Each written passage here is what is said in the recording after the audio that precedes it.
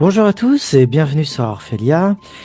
Nous allons aborder la dernière partie de Xibalba, la cinquième vidéo, avec la tombe du roi Pakal, très connu. C'est un des rois des plus connus de la civilisation maya. Et on va débuter par l'étude de la symbolique architecturale de certains bâtiments de Palenque. Alors Palenque, c'est la cité où vivait justement le roi Pakal. C'est sa cité. C'est le roi de Palenque. C'était un des rois de Palenque. Et la cité est magnifique. On va commencer par ça et vous allez voir après tout ce qui s'ensuit. Commençons notre étude. Allons-y. Donc, voici Palenque. Vous voyez, c'est en plein milieu d'une forêt, hein. Bon, faut s'imaginer tout ça que c'était défriché, hein. C'était pas sous la forêt. La forêt n'était pas très loin, pas très éloignée, hein. Et donc, ici, c'est la pyramide où se trouve la tombe du roi Pakal. C'est celle-ci, celle-là que vous voyez. Ça, c'est son palais. Ça, c'est le palace, hein. Et puis là, il y a d'autres pyramides également. Ok? Donc, regardons la beauté du lieu. Voici. Elle est là. La tombe du roi Pakal, elle est en dessous. Et c'est la pyramide du roi Pakal. Donc vous l'avez ici. Et vous l'avez en visuel là. D'accord? Donc le lieu est majestueux comme vous pouvez le voir. Il est sublime. Rien que d'être en présence de tout ça, je pense que ça doit donner un effet extraordinaire, somptueux. Continuons. Et ensuite, nous avons ça. Voilà, ça c'est le palace. C'est le palace de la cité de Palenque, la cité du roi Pakal. Ce que vous voyez là, pour que vous ayez un visuel, c'est là, c'est ici. Donc on voit là, il y a une grande place, cité du roi de Palenque, la pyramide et le palace. Très bien. Voici le palace. Continuons. Et voici à l'intérieur, on y pénètre, on découvre ça. On continue. Et là, sous un autre angle, la pyramide du roi Pakal. Et on continue. Et cette pyramide porte un nom, hein. Elle porte pour nom Temple des Inscriptions. Et c'est sous cette pyramide que se tient la tombe de Pakal. Et voici. Donc là, le Temple des Inscriptions, vous le voyez. Ici, vous avez la tombe du roi Pakal. Et ici, vous avez d'autres temples. Et ici, ils ont trouvé une tombe, celle d'une reine. Ok? Nous, on va se concentrer bien sûr que sur la tombe du roi Pakal. Contextualisons la tombe afin de mieux apprécier ce qu'on va étudier. Il faut toujours connaître l'environnement, bien sûr. Voici la tombe, elle était colorée en rouge. La voici, la tombe des inscriptions. Et donc, lorsqu'on y monte, eh bien, il y a des inscriptions, bien sûr, c'est pour ça qu'elle porte ce nom. Et il y a un escalier qui descend à l'intérieur de la pyramide jusqu'à la tombe du roi Pakal qui est située ici. Le sarcophage, ok, ici. Donc, vous voyez, la tombe du roi Pakal est à l'intérieur d'une pyramide. Déjà, c'est important. Pyramide Maya. Hein. On va lire ces petites notes. La pyramide du temple des inscriptions se compose de 8 niveaux qui, avec le temple situé au-dessus, complètent les 9 niveaux que les Mayas appellent Xibalba. Eh oui. Donc cette pyramide, ces 8 niveaux plus le temple que vous voyez là, 9, c'est la pyramide de Xibalba qui expose en pyramide celle de Xibalba, comme celle de Chichen Itza d'ailleurs, à 9 niveaux. Ok? Donc, il y a déjà une théologie qui sous-tend l'architecture. Ensuite, depuis le temple, la cage d'escalier se dirige d'abord vers l'ouest, là où le soleil se couche, et s'arrête au palier à mi-chemin. regardons cela de plus près. Hop, on y descend.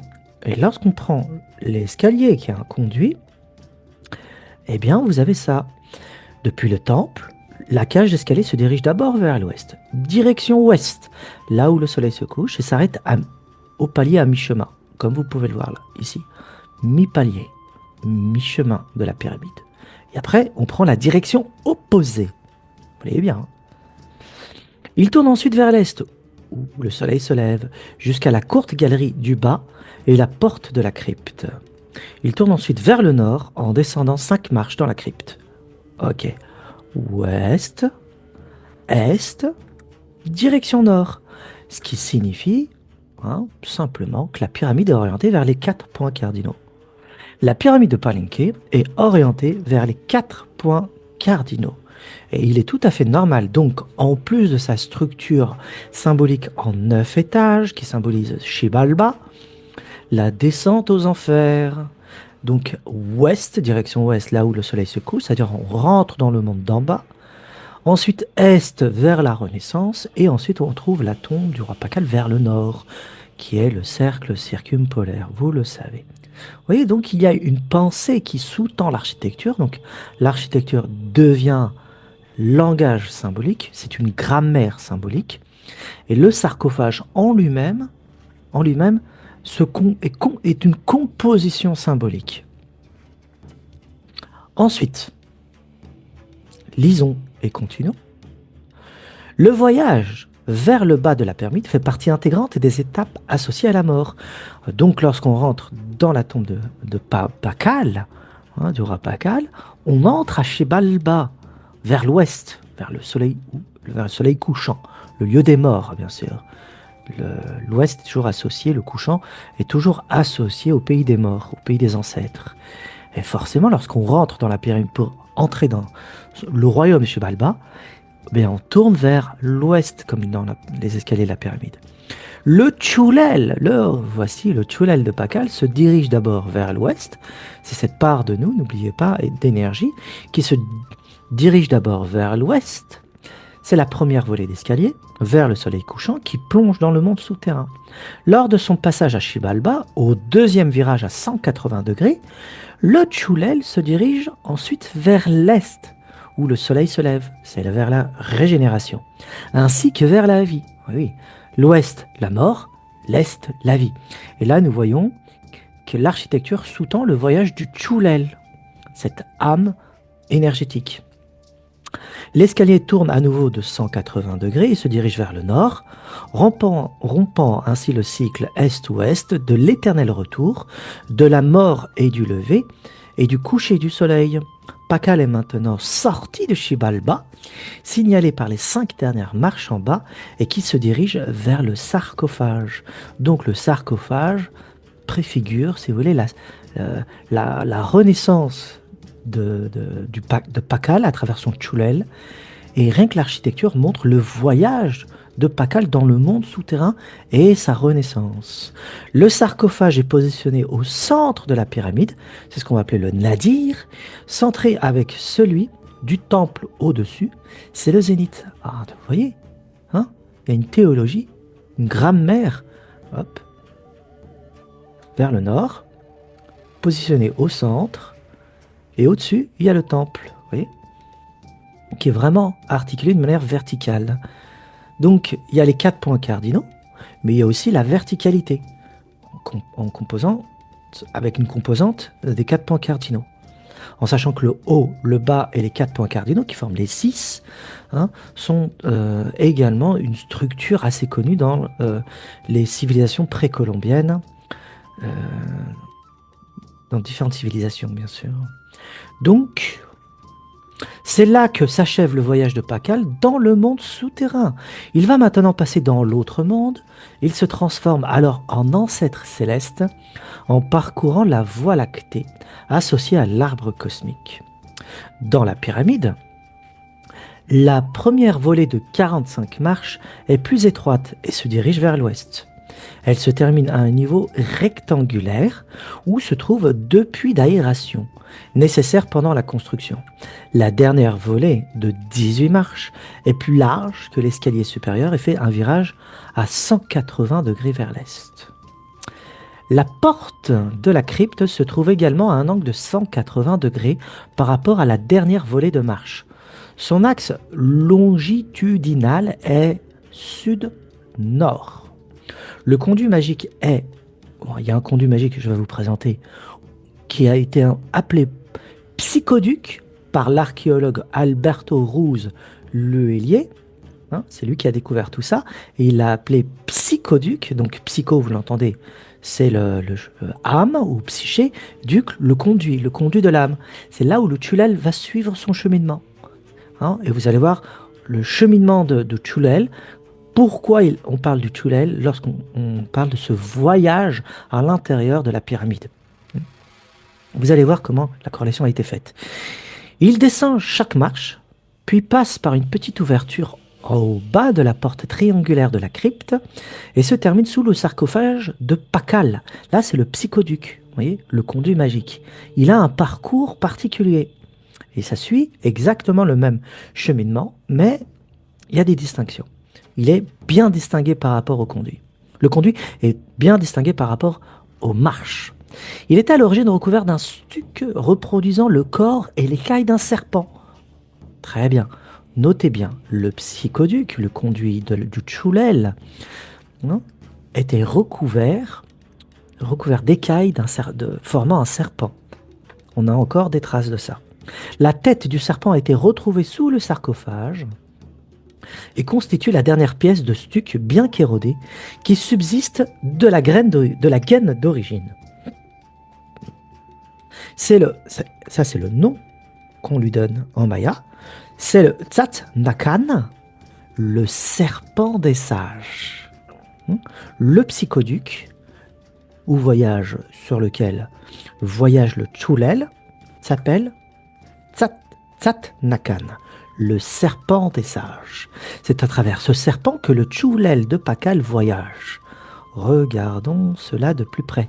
Là, vous avez les marches de descente, vous le voyez, et là, vous avez le psychoduc, où il y avait un stuc et des écailles de serpent, découverts bien sûr par l'archéologue, qui a découvert tout ça, et en bas, sous le sarcophage, il y avait la tête, et donc il y avait quelque chose de bien distingué. Cette chose-là s'appelle le psychoduc, ou le Tzat Nakan. On a pu découvrir comment il s'appelait parce qu'on a découvert, disons, la mythologie de ce conduit ou le serpent des sages dans les textes funéraires. Et ensuite, on a pu faire la corrélation entre ce stuc en image de serpent, et regardez, il ondule, il serpente d'escalier en escalier, et là, c'est le chemin qui mène vers le monde souterrain.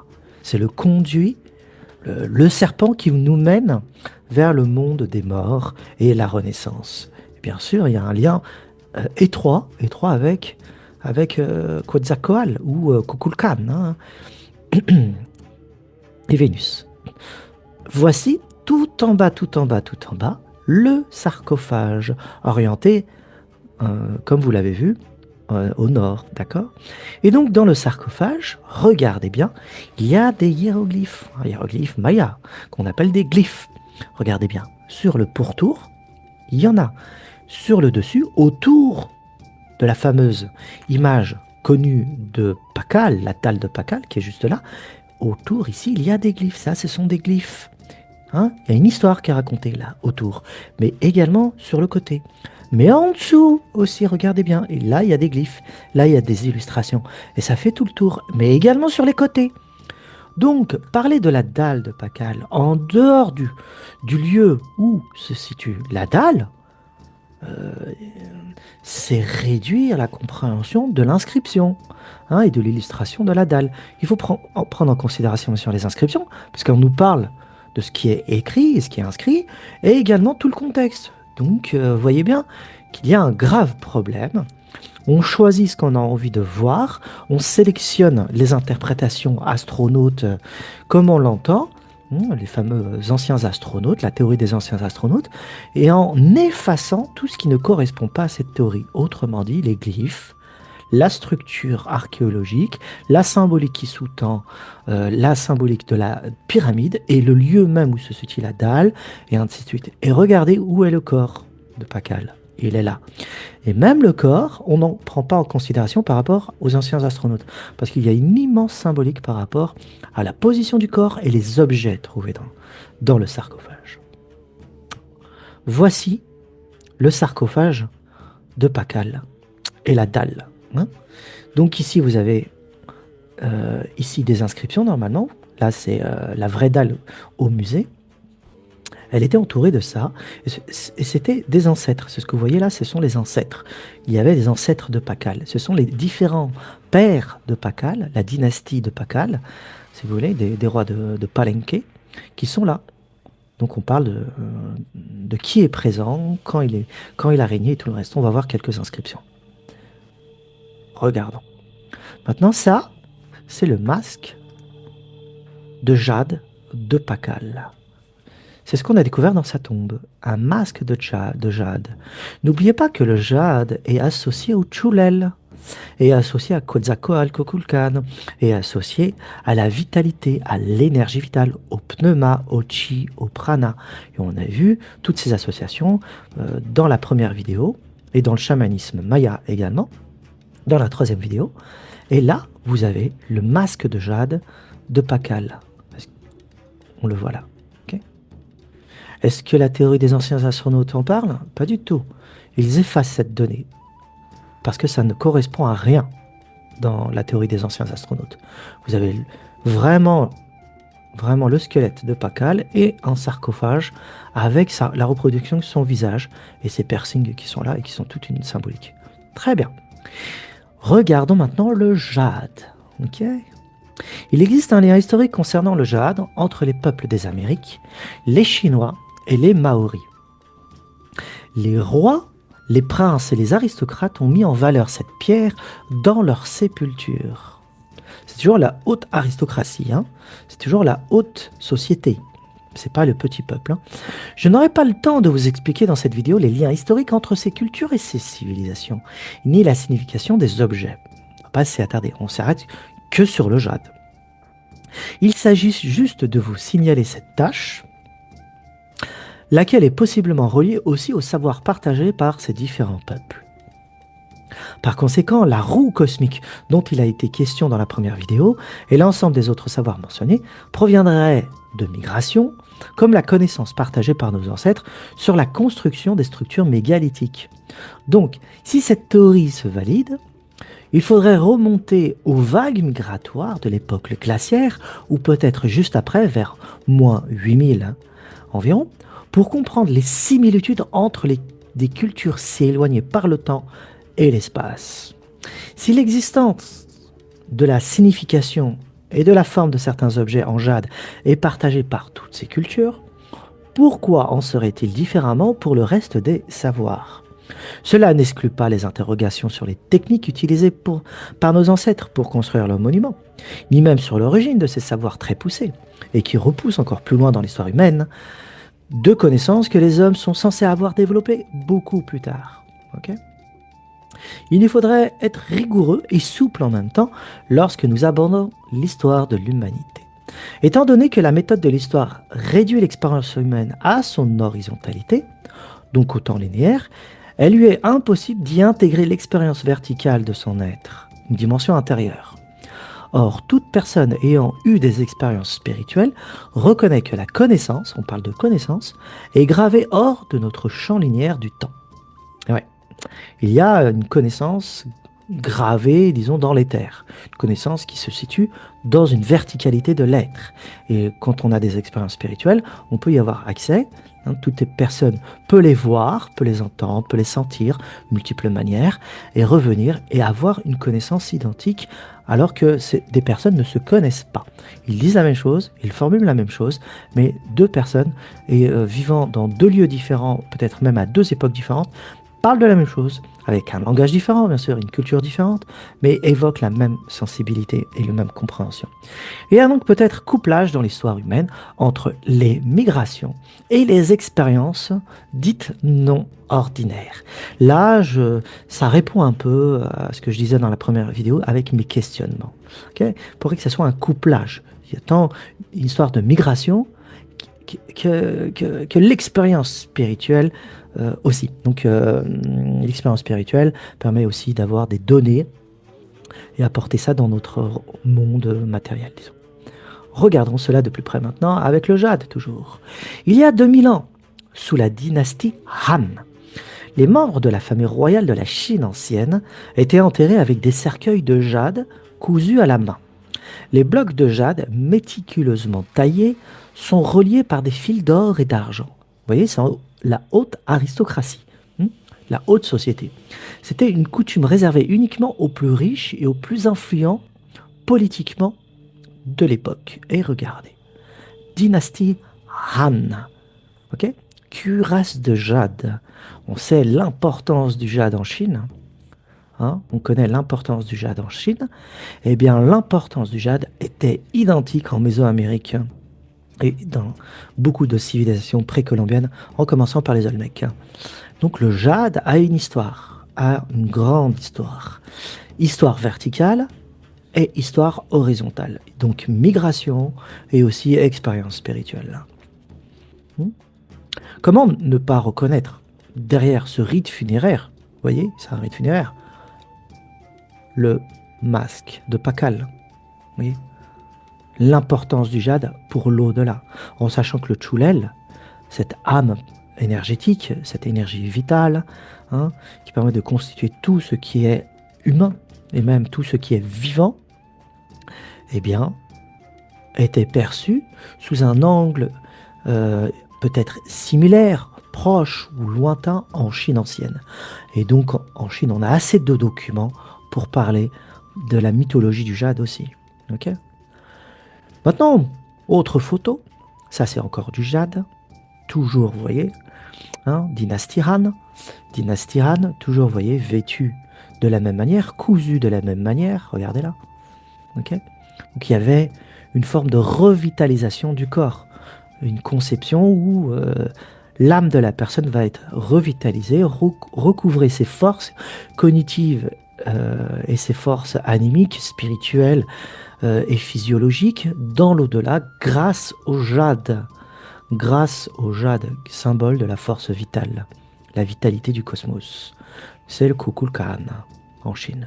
Regardons maintenant le Haitiki des Maoris. Ah. Le jade chez les Maoris est le signe du mana, que nous pouvons relier désormais au chi, au prana, au pneuma et à l'âme Chulel des Mayas, donc aussi au dieu Quetzalcoatl Kukulkan. Regardez, on est chez les Maoris. Regardez cette magnifique pièce en jade. L'importance du jade chez les Maoris est prépondérante, très important, crucial même dans les rites funéraires ou spirituels et mythologiques. Ça, c'est le Haitiki. Hein. Le Haitiki, c'est une divinité maori. Ok. Et vous regardez, mais vous dites, ah, il y a un héritage entre toutes ces civilisations et ces cultures qui remonte à très loin. Continuons notre lecture. Ok. Le punamu des Maoris se compose aussi de jade. Voici une peinture authentique, hein, une vraie peinture d'un vrai chef maori qui porte ce qu'on appelle le punamu, c'est ça le punamu, en jade. Et là, vous avez une autre bête qui ressemble au haitiki, qui est en jade. Vous voyez, vous avez le haitiki, il est là, le punamu, et tout ceci, hein, ce sont des symboles de pouvoir politique, pouvoir spirituel, ok, associés au chef, bien sûr, qui lui est l'association du pouvoir temporel et au pouvoir spirituel. Et on ne peut pas, disons, passer à côté en pensant que c'est la même chose avec le pouvoir temporel et le pouvoir spirituel en Chine, avec le jade, et chez le roi Pakal. Pouvoir temporel et pouvoir spirituel, le jade reliait les deux. Ok. Le punamu. Alors voici un Punamu, là vous l'avez vu en peinture, et voici un vrai Punamu, Punamu Maori. Hmm. Euh, une très belle pièce, hein. Regardons maintenant d'autres composantes de cette culture.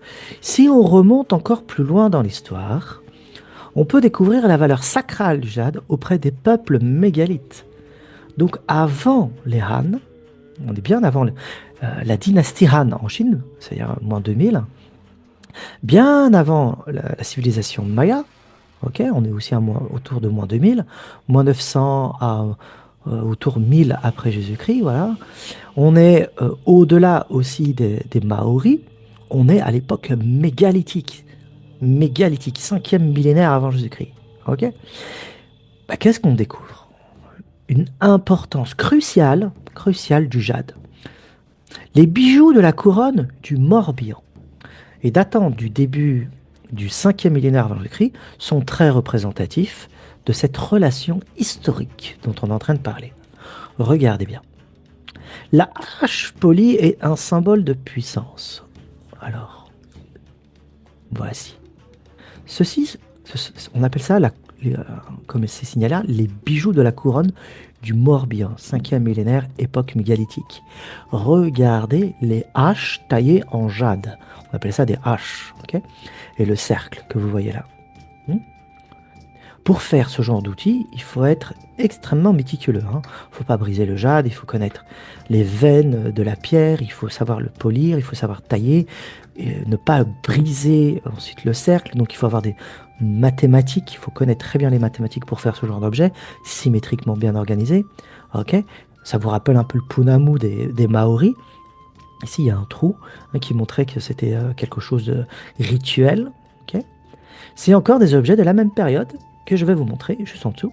Hop, regardez, le cercle, la hache, ça c'est encore des haches, c'est encore des haches, le petite chose, les bijoux que vous retrouvez, tout ça c'est du jade. Ok. Et regardez d'autres objets, toujours de l'époque mégalithique, et nous remarquons que la hache, la forme de la hache, en couleur de jade et de pierre jade, avait une importance capitale, cruciale, à l'époque mégalithique. Okay, et pas qu'au Morbihan, hein, c'est l'ère mégalithique. Donc il y a une histoire du jade qui parcourt l'histoire humaine et qui est arrivée jusqu'au Maya et qui est restée en Chine encore et chez les Maoris. Okay, l'importance du jade qui date de l'époque mégalithique, très ancien. Maintenant, regardez ce qui est encore d'intéressant. Durant le néolithique chinois, nous retrouvons des objets en jade de grande manufacture. C'est la civilisation de Liangzhou. Et voici la date. C'est avant l'ère commune. Ça remonte facilement à l'époque de l'ancienne Égypte, les premières dynasties égyptiennes et des premières grandes cités-États de Mésopotamie. Nous sommes très loin dans l'histoire, hein. Et regardez ce qu'on découvre dans ces lieux-là. Ancienne civilisation qui a vécu en Chine. Ceci, c'est en jade. C'est en jade. On sait que c'était d'ordre rituelique, donc spirituel, temporel, lien avec les dieux, lien avec la matière, et ainsi de suite. Tout ça, c'est en jade. Pour que ça soit fabriqué de cette manière-là, il faut être très méticuleux. Okay. Ah, tiens donc, regardez, les cercles. Les cercles, ça, on est en Chine, hein. Civilisation, je le répète, Liangzhou. Ok. Donc regardez bien. Ça, c'est creusé, hein. C'est vide à l'intérieur, c'est creux. Et là, vous avez vos espèces de cercles comme ça que nous retrouvons dans la civilisation mégalithique, ici. Et ici. Morbihan, 5e millénaire. Donc il y a un héritage de migration, échange, de peut-être même d'informations entre l'Europe et l'extrême-Asie, la Chine, entre autres ici, parce que nous avons des traces archéologiques de ça. Ok. Regardons encore. Regardez. Nous retrouvons. Alors, on ne sait pas trop ce que cela signifie, encore ceci. Les archéologues se creusent la tête pour savoir la symbolique de tout ceci, mais c'est pas encore très clair. En sachant que le carré dans la Chine dynastique avec le royaume de Qin, le grand fondateur de la Chine moderne, disons, qui a commencé vers 2200 avant Jésus-Christ, avec l'empereur Qin qui a donné nom même à la Chine, c'est pour ça qu'il se nomme comme ça, Qin. Eh bien, le carré, c'est le symbole de la terre, et le rond, le symbole du ciel. Donc, il y a des signes déjà qui montrent cette symbolique-là. Peut-être que ça, c'est le ciel, allez savoir. On va pas s'aventurer dans des hypothèses, on va juste présenter les données. Ok? Maintenant, une fois que vous avez vu ça, ben, on parle bien du Tchoulel. Vous voyez? Ok? On va revenir sur le psychoduc dont on a parlé, ce serpent des sages. On va revenir sur la tombe du roi Pakal, sur la dalle, et comprenez bien maintenant, le masque de Pakal en jade, eh bien, c'est un héritage très lointain. Très lointain. Donc parler d'anciens astronautes en faisant abstraction de tout ce que je vais vous montrer, tout ce que je vais et tout ce que j'ai déjà montré, c'est encore déformer l'enseignement des Mayas ou la civilisation maya. Ouais, donc continuons. Étude de la dalle de la sépulture de Pakal. Pour comprendre l'iconographie complexe de la pierre tombale, il faut la lire selon l'orientation cardinale de ces images, c'est-à-dire de bas en haut. Pour eux, c'est le sud, en haut, c'est le nord. Car Pakal est représenté émergeant du monde souterrain, en bas, luttant pour atteindre l'autre monde, en haut. Ok? Toujours points cardinaux et tout ça. Ok? Très bien. Retour à cette fameuse dalle. Il faut toujours y revenir. Hein, pour mieux apprécier ce que nous voyons. Hop, voilà. Voici la tombe du roi Pakal et je vous avais montré ici des glyphes. Vous les voyez. Il y a des glyphes mayas, des inscriptions, un texte écrit tout autour là. Et après sur la bordure, sur le côté. Ok, il y en a. N'oubliez pas, il y en a. Donc de bas en haut. Ici vous avez Xibalba tout en bas et en haut c'est le monde souterrain. Et en haut vous avez le cercle circumpolaire là où l'âme sera complètement, le Tchoulel sera complètement régénéré et il rejoindra le pays des ses ancêtres, c'est-à-dire l'immortalité. Donc là, c'est le voyage du roi Pakal que vous voyez là, sortir du monde souterrain.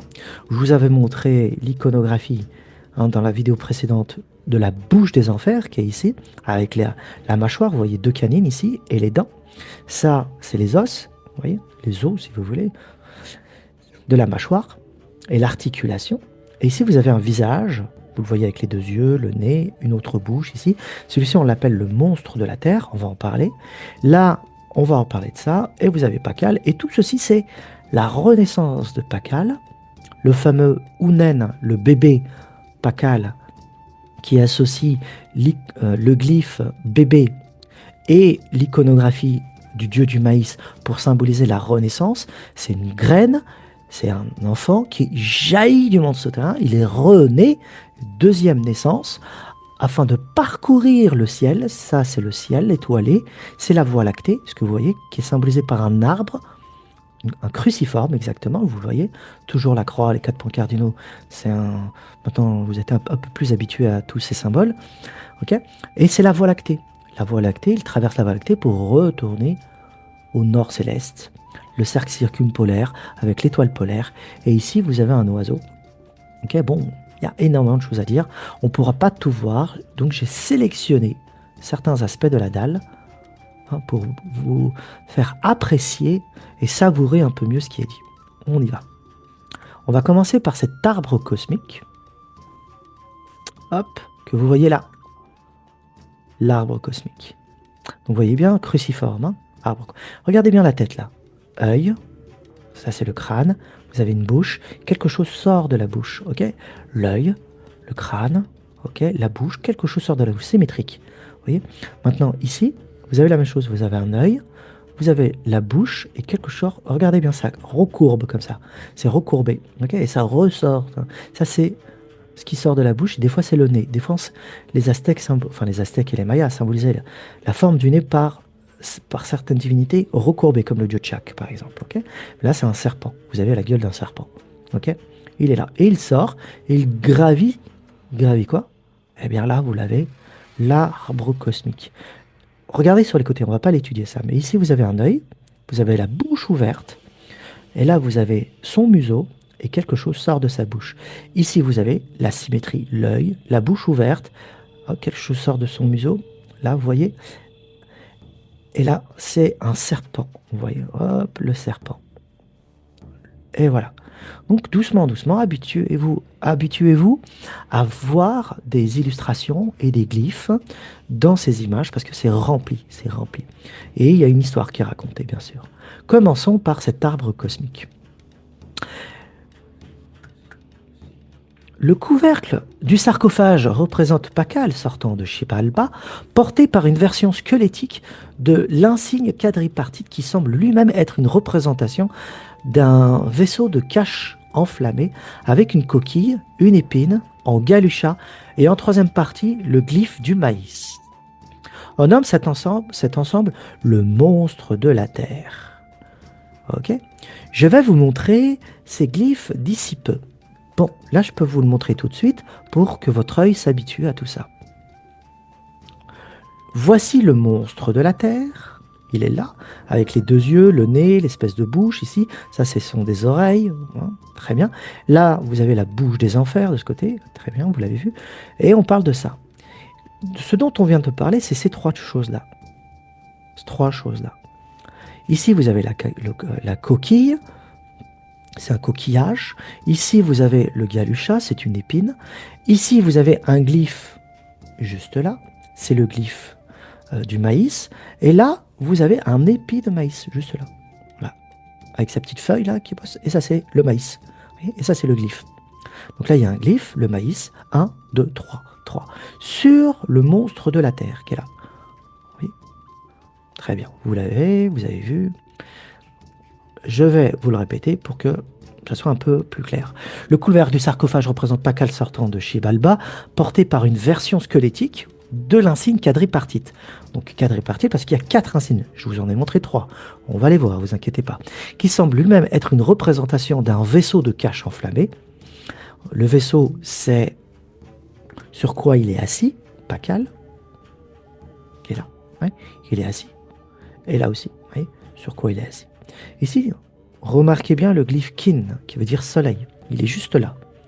Le glyphe Kin, avec ses 4 parties là, juste là. Le glyphe Kin, le soleil. C'est le dieu soleil qui renaît des cendres, si vous voulez. C'est un peu le phénix, la version du phénix pour nous. L'âme qui va renaître du monde souterrain, c'est le phénix. C'est la renaissance, c'est l'initié dans le chemin spirituel. Et dans le monde de l'au-delà, eh bien, c'est la sortie du monde souterrain, comme le soleil émerge à l'aube pour renaître en tant que nouveau soleil. Et voici l'idée.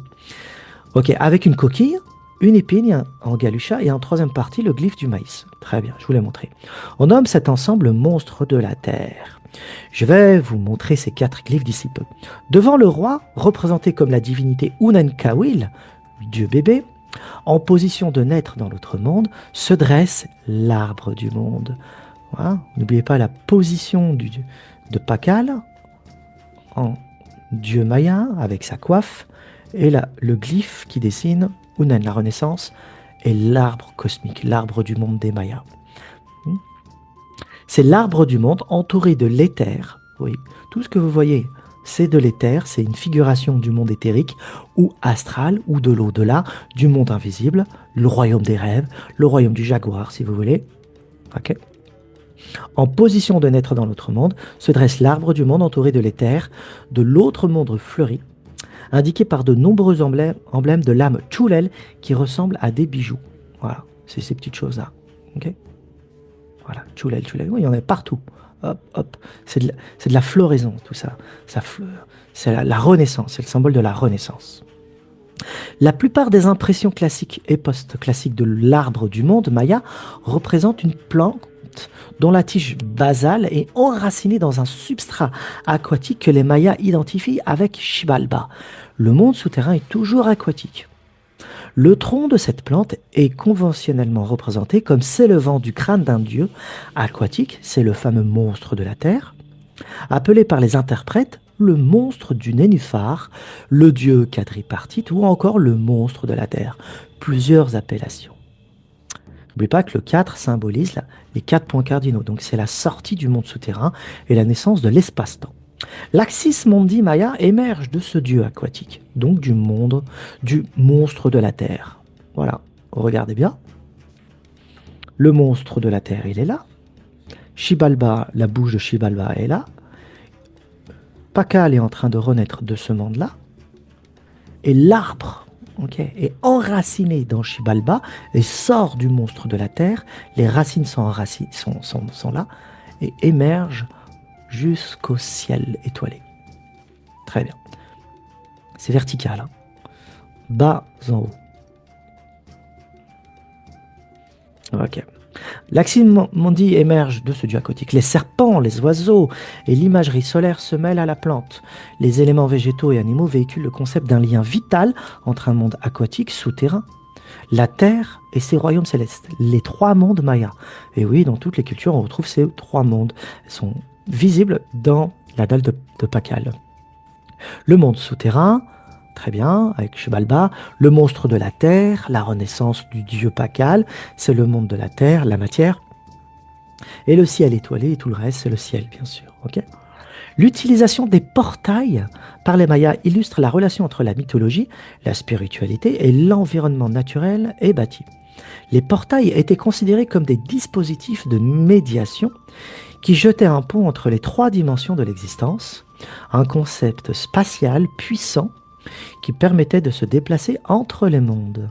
Il y avait des portails physiques et l'arbre cosmique était perçu à travers des vrais arbres. Il y avait des portails, voilà, ok, pour entrer dans l'autre royaume. Alors il faut faire la corrélation et le lien avec le chamanisme maya, ok, avec les antéogènes, avec les danses, la musique et tout le reste. Hein. C'était pas juste on se met sous un arbre et on médite de manière comme Bouddha, pas du tout. Hein. Le portail était le moyen d'effectuer un voyage chamanique. Le modèle de base de la cosmologie maya est appelé quadripartite, ce qui signifie qu'il comporte 4 côtés. Tel est le cas de l'arbre de vie, donc l'arbre cosmique, et du monstre quadripartite que nous allons bientôt voir. 4 porteurs du monde, appelés Bakab, situés aux 4 points cardinaux, soutiennent le plan du monde qui est conceptualisé comme une table ou le dos d'une tortue. Alors vous pouvez vous imaginer maintenant, une table, ça a 4 pieds, et c'est plat, et c'est positionné vers les 4 points cardinaux. Un concept parfait, une idéologie parfaite pour imager et illustrer une symbolique à multiples niveaux de compréhension. Et la tortue, eh bien la tortue a une carapace, 4 pattes et une tête. Un concept connu depuis l'aube des temps, je pense même depuis la préhistoire, l'ère mégalithique, puisque l'image de la tortue comme symbole de la matière et ses 4 points cardinaux avec les 4 pattes, tandis que la tête véhicule l'éther, qui va donner le pentacle chez les pythagoriciens. Hein, et l'image de la tortue a toujours été prépondérante et très importante dans l'ancienne Chine, la Corée et chez les peuples précolombiens, même chez les Indiens d'Amérique, comme on dit, ou les Amérindiens, puisque la tortue est le symbole de l'Amérique. C'est le nom de l'Amérique, on l'appelle le continent tortue. Et la tortue, elle est entre l'eau et la terre. Parce qu'elle a 4 pattes et elle peut rentrer dans l'eau. C'est mi-aquatique, mi-terrestre. Et on retrouve ça en Inde, dans la mythologie. La Terre, en tant qu'espace de matière, est symbolisée par une tortue. Et ces 4 pattes par 4 éléphants. Et les Bakab, ici chez les Mayas, ce sont 4 arbres posés aux 4 points cardinaux. Et la tortue soutient les 4 Bakab, ou les 4 arbres cosmiques. Les piliers, si vous voulez, du monde de la matière, positionnés aux 4 points cardinaux.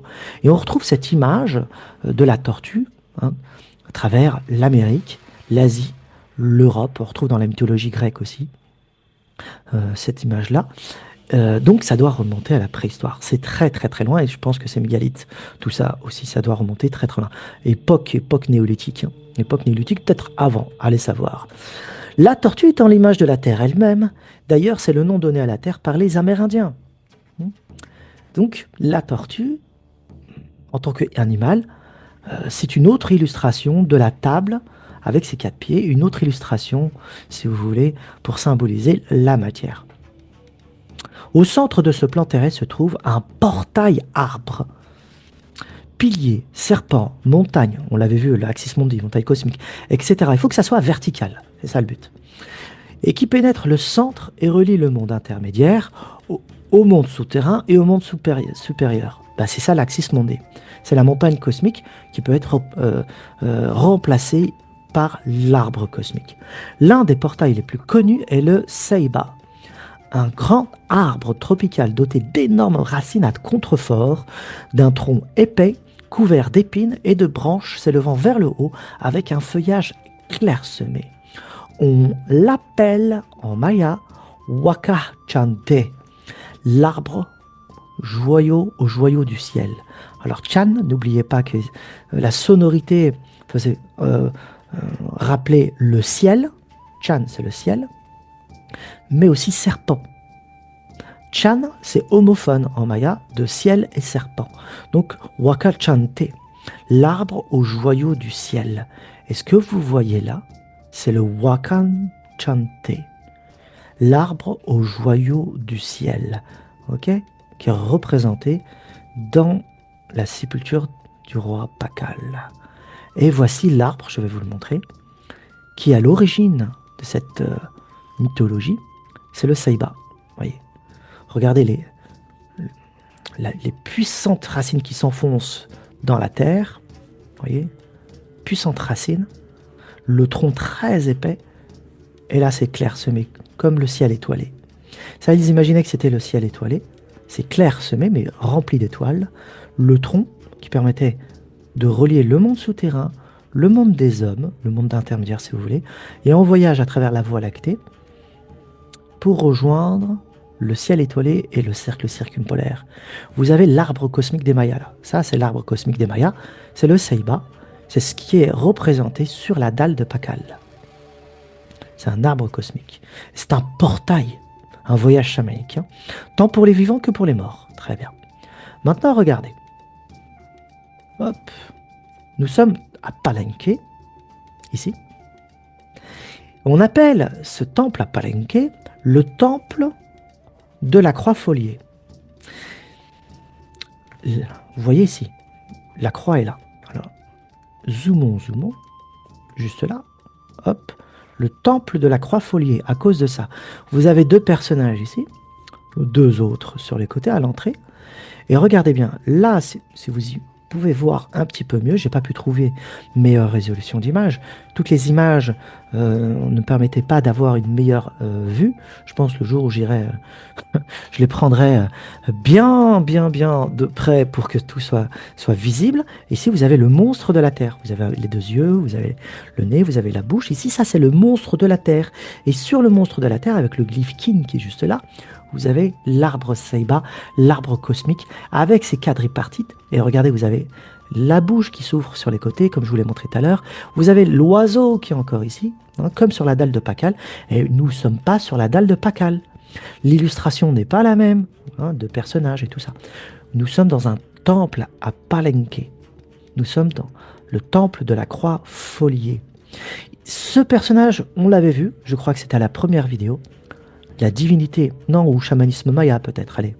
Lorsqu'on a parlé des antéogènes avec le tabac, ça c'est la divinité au tabac, la divinité qui fume le tabac. Elle est là, elle est située dans ce temple de la croix foliée à Palenque exactement. Voyez. Donc il y a un lien avec le contact avec les dieux. Cette image le montre. C'est une divinité du tabac, c'est-à-dire celle qui nous permet d'entrer dans le royaume de l'autre monde. Okay. Et pourtant, c'est un temple avec un arbre cosmique ici, qui est exactement le même avec le monstre de la Terre, ou le monstre du nénuphar, l'arbre cosmique, hop, hop, hop, identique. Ici. Identique.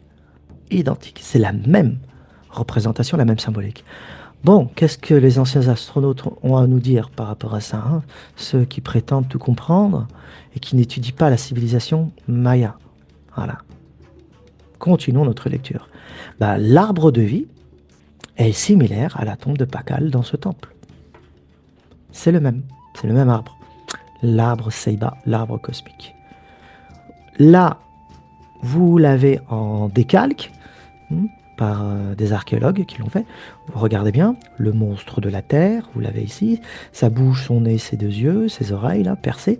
Ça, c'est des oreilles percées, comme on l'a vu avec la tombe du roi Pakal. Lorsque vous avez vu le masque de jade, vous avez vu ses oreilles et deux encoches dans les oreilles étaient entrées comme ça, avec deux morceaux de jade qui rentraient, parce que les Mayas se perçaient les oreilles. Et il y a toute une symbolique avec ça, qui est le sacrifice, le tchoulel et tout ça. Et là, vous avez le glyphkin, là, vous le voyez très bien, qui veut dire soleil. Vous avez les trois morceaux dont on a parlé tout à l'heure dans la tombe du roi Pakal. Ici, vous avez la coquille, hein, la coquille marine, le coquillage qui est juste là. Là, il est à l'envers, parce que c'est un calque, n'oubliez pas, regardez bien, ils sont là, juste ici. Donc ici, vous avez le coquillage. Ici, vous avez l'espèce de choses qui permettaient de faire des sacrifices, hein, de sang et tout le reste, c'est ça. Alors, le nom exact, c'est épine de Galusha. Épine de Galusha. Je vais vous le retrouver juste là. Ce qu'on appelle le quadripartite, le monstre de la Terre, une épine en Galusha. Le voilà. Ok. Épine en Galusha. Regardez bien, elle est là. Elle est plutôt stylisée ici. Elle est plutôt courte. Donc là, vous avez le coquillage. L'épine en Galusha. Ici, vous avez l'épi de maïs. C'est l'épi de maïs primordial. Si vous voulez, les Mayas, n'oubliez pas que ça s'appelait les Mayas à cause de l'épi de maïs. Donc là, c'est l'épi de maïs primordial avec le glyphe maïs qui est juste là. Et regardez bien, vous avez ça au temple de la Croix-Folier. Là voici le glyphe maïs, et le maïs est là. Et par-dessus, une table, en dessous, pardon, une table, et vous avez exactement la même illustration avec l'oiseau qui est juste là, la même illustration que nous retrouvons dans la sépulture du roi Pakal. C'est la même. Donc là, vous pouvez dire, très bien, ça c'est dans un temple, l'autre c'est sur une dalle, donc forcément c'est la même mythologie. Là, vous avez un prêtre là. Okay. Maintenant, regardons le monstre de la Terre. Le voici, le monstre de la Terre, en rouge. Ok. Le fameux coquillage, celui-ci, ok, qui a défini ce glyphe, parce que ça c'est un glyphe maya, ça c'est un glyphe maya. Vous avez 3 glyphes ici, plus un autre là, vous avez 4 glyphes, plus le monstre de la Terre, hein, avec ces autres glyphes, vous avez, ça c'est très intéressant, c'est qu'à partir d'un glyphe associé à un autre glyphe, on peut constituer un autre niveau de compréhension, un autre niveau de lecture pour créer un autre niveau du langage. Et donc ça crée aussi des illustrations, des images par association d'idées. Donc là vous avez un glyphe du monstre un glyphe de Xibalba, ça, avec la mâchoire, associé à 3 glyphes ici, plus le glyphe kin qui forme la couronne, regardez bien, la coiffe d'un monstre. C'est sa coiffe, c'est comme si c'était son chapeau. Ça, c'est ses 2 yeux, son nez, ses oreilles et sa bouche. C'est comme si le roi de la Terre, qui sortait du monde souterrain, portait un casque sur la tête. Et là, vous comprenez que ce sont des niveaux de lecture et de compréhension. Des niveaux de lecture. Vous pouvez lire ça individuellement, autant que par son ensemble. Et maintenant, lorsque vous prenez l'ensemble et vous associez ça à d'autres niveaux de glyphes qui sont présents à côté, c'est un autre niveau de lecture. Et là, vous avez un discours qui est présenté à travers une illustration. Vous voyez que ça, c'est une illustration, une seule, mais qui présente plusieurs glyphes associés. Les anciens Égyptiens faisaient de même. Ils faisaient de même avec leurs hiéroglyphes. Maintenant, ce coquillage-là, hein, c'est le coquillage Spondylus. C'est le fameux coquillage Spondylus et qui compose l'un des 4 glyphes du monstre de la Terre. Ça fait directement référence au Chulel, une des 2 âmes de l'être humain. Quand les Mayas dessinaient ce coquillage, c'est pour dire aussi le Chulel, donc l'une des 2 âmes. Vous savez, il y en a 2. Le Weihel, c'est l'âme astrale ou le corps astral, le double, et le Chulel, l'énergie vitale, et ainsi de suite. Ce coquillage, ce glyphe du coquillage, servait à désigner le Chulel. Du Chulel de qui? Mais de Pakal, bien sûr. On parle de la revigorisation, la revitalisation du Chulel de Pakal, puisqu'il est en train de renaître. Okay, grâce à un sacrifice. Ça, c'est le glyphe du sacrifice du sang. Okay, il faut se sacrifier pour que le Chulel puisse être revigoré. Sacrifier une partie, ses oreilles, faire couler un peu de sang, voilà. Le sang est relié au Chulel. Et regardez maintenant d'où provient le spondylus. Spondylus, c'est ça. Ça, c'est le spondylus des Mayas.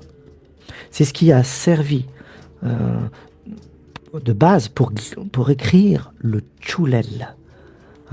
C'est le coquillage Spondylus, le Chulel. Ok. Alors, je ne sais pas du tout pourquoi ce coquillage a servi à définir le Chulel. Il faudrait se plonger plus profondément sur la phénoménologie de ce coquillage au quotidien chez les Mayas, ou peut-être chez les peuples précolombiens, pour que, à leurs yeux, cet animal marin soit corrélé au Chulel. Donc au jade aussi, n'oubliez pas, le jade et tout le reste. Il faudrait se plonger plus profondément, mais bon, je perdrais trop de temps en le faisant.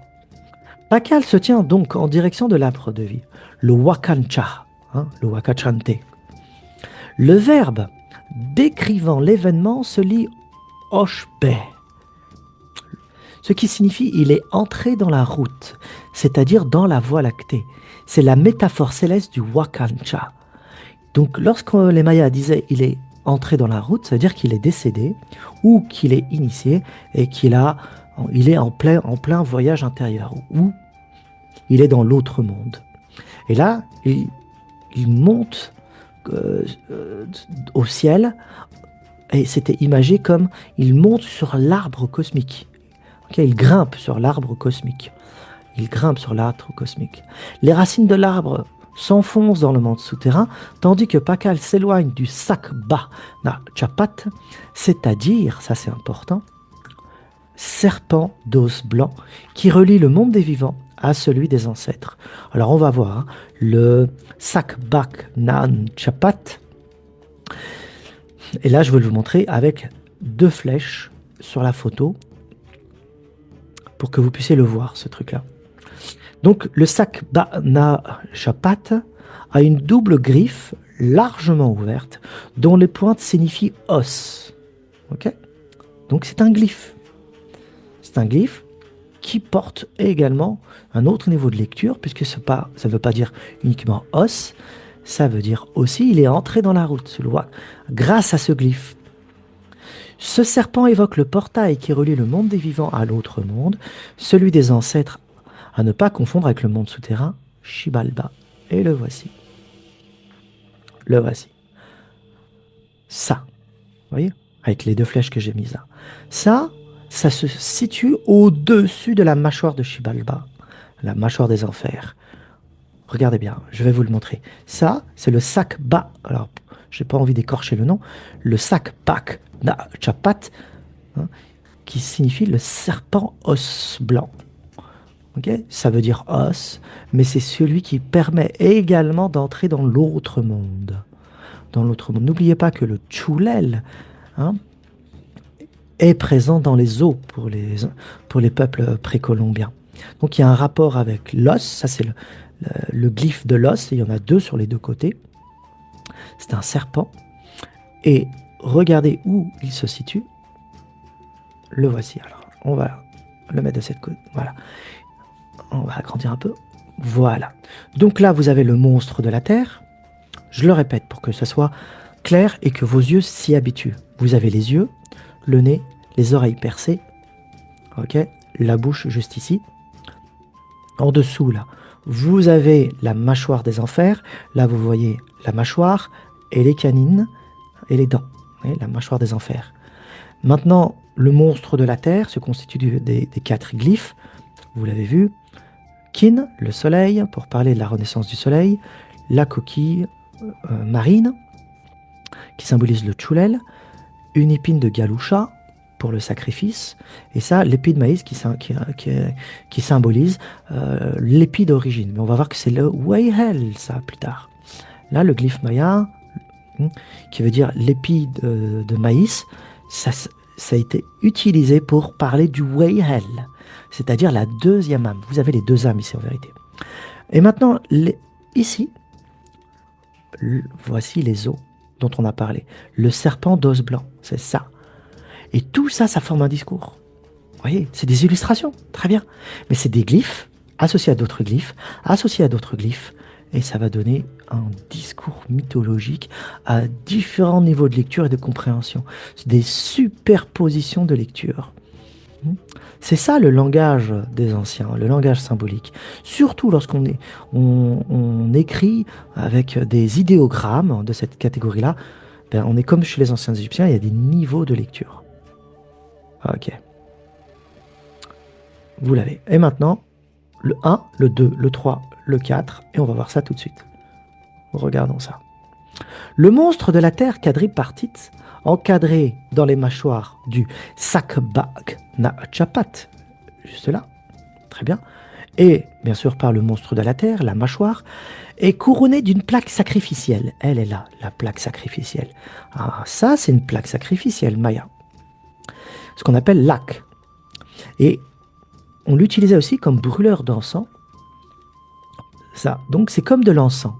Et n'oubliez pas, ici, nous sommes dans un roi qui est en train de renaître dans l'autre monde, et il y avait une association entre brûler de l'encens et offrir au dieu de l'encens, il s'en nourrissait, et renaître dans l'autre monde comme de l'encens, qui symbolise ici plaque sacrificielle. On sacrifie son sang, et comme de l'encens, on va réapparaître de l'autre côté. On va... la vapeur, c'est ça l'image qu'il faut avoir. Une vapeur, l'esprit de notre être est toujours présent, mais il est invisible comme de la vapeur. Mais on peut le ressentir, on peut le voir, et l'encens fait le lien entre les mondes, comme le copal pour les Mayas. Et donc le copal va être aussi offert lors de rituels dans différents lieux pour prise de contact avec le monde de l'eau invisible. Ok ? Sur une plaque sacrificielle. Ok. Donc cette plaque, elle a un glyphe, bah, c'est le glyphe soleil, vous le connaissez maintenant, c'est le Kin. Il est là, juste en dessous. Très bien. Il fait partie intégrante de l'insigne quadripartite qui contient le coquillage, Spondylus, il est là, je l'ai marqué 1, symbole du Tchoulel. La colonne vertébrale de l'arrêt pour l'autosacrifice, c'est l'épine de Galoucha, elle est là. C'est là donc, on utilisait ça, le 2. Et une enveloppe de maïs primordial, ici, vous le voyez, le 3 et 4. Ok, 3 et 4. Tandis que le glyphe à l'intérieur, celui-ci là, se lit comme suit, rêver. Donc ce glyphe que vous voyez qui veut dire aussi maïs, c'est aussi le glyphe rêver. Ou, regardez bien, se transformer en âme de rêve, Weihel. Donc, à l'intérieur du maïs primordial, n'oubliez pas que lui porte la coiffe du dieu maïs, eh bien, il y a le glyphe maïs, mais en plus de ça, il y a le Weihel qui est sous-entendu derrière ce glyphe. C'est le glyphe du Weihel rêvé, donc entrer dans l'autre monde. Donc vous voyez, là vous avez le Tchoulel, première âme, ici vous avez la deuxième âme, le Weihel. Donc on parle bien de la renaissance du dieu Pakal dans l'autre monde. Vous avez ces 2 âmes et l'autosacrifice qui permet de rentrer dans l'autre monde, et tout un jeu d'assonance, de correspondance incroyable. Ainsi donc, le monstre de la Terre contient les deux âmes de Pakal et qui émerge de Xibalba, prêt pour sa renaissance. Je vous remets l'illustration sans les flèches afin que vous puissiez mieux voir ce dont il est question. Ok. Voilà, voilà. Voici tout ce que l'on vient d'étudier. Tout ce que l'on vient d'étudier est là. Ok ? C'est impressionnant quand même. Donc, là, encore à nouveau, je vais encore appuyer mon argumentation que la théorie des anciens astronautes de la dalle de Pakal ne tient pas du tout la route. Pas du tout la route. Okay. Continuons notre lecture. Le monstre de la Terre quadripartite est présent également sur l'illustration du temple de la Croix-Foliée. Je vous l'ai montré au même endroit, sous l'arbre de vie. Il apparaît de plusieurs manières différentes dans les sources, comme l'arrière du monstre cosmique, comme une image indépendante à la base de l'arbre monde, et comme un sceptre ou une coiffe. Regardons. Hein, le monstre de la Terre, c'est lui là. Hein. C'est lui, le monstre de la Terre, c'est tout ça là, avec son chapeau et les hiéroglyphes ici, et les trois morceaux qui sont là, et le glyphe Kin, soleil. Ok. Sur l'illustration suivante, nous le voyons sur la coiffe de la reine Maya Nakan Ahau. Alors, Ahau, c'est le titre royal, n'oubliez pas, qui veut dire chef ou seigneur en langue maya. Regarde cette belle dalle de la reine. La voici. Hop, on peut l'agrandir comme ça. Et le monstre de la Terre, c'est toute la coiffe, posée d'une autre manière. C'est le monstre de la Terre. Regardez bien, apportez votre attention ici. Regardez. Là, vous reconnaissez le coquillage. Ici, vous reconnaissez l'épi de maïs avec le glyphe rêvé, hein, ou épi de maïs primordial. Et ici, vous avez, regardez, l'épine de Galusha qui s'est transformée, regardez bien, en serpent. Alors vous avez les yeux, ça c'est la bouche, et ça c'est le nez. Et donc il sort quelque chose de la bouche, et regardez bien, ici, vous avez le support des trois glyphes qui forment la table. Elle a été recourbée pour former la base.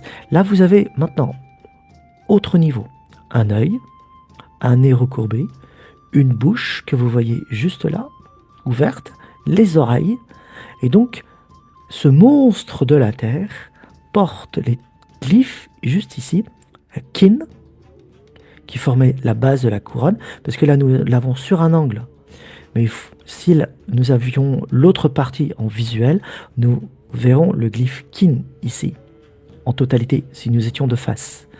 Donc le monstre de la Terre avec son nez recourbé, son œil et sa bouche, forme la couronne de la reine. Et ça, c'est le monstre de la Terre. Et vous l'avez là. Le monstre de la Terre. Ok ? Regardez. On va voir ça un peu. D'une autre manière. Donc, le monstre quadripartite. Très bien. Ici, vous avez un serpent. Très bien, on peut voir le détail. Ici, vous avez l'origine du maïs, qui est là, juste là. Et il y a un cartouche aussi. Hein. Là, vous avez le bol sacré, dont on a parlé tout à l'heure avec le glyphe Kin qui est inscrit là. Là, vous avez le spondylus, la coquille, le coquillage, on l'a vu.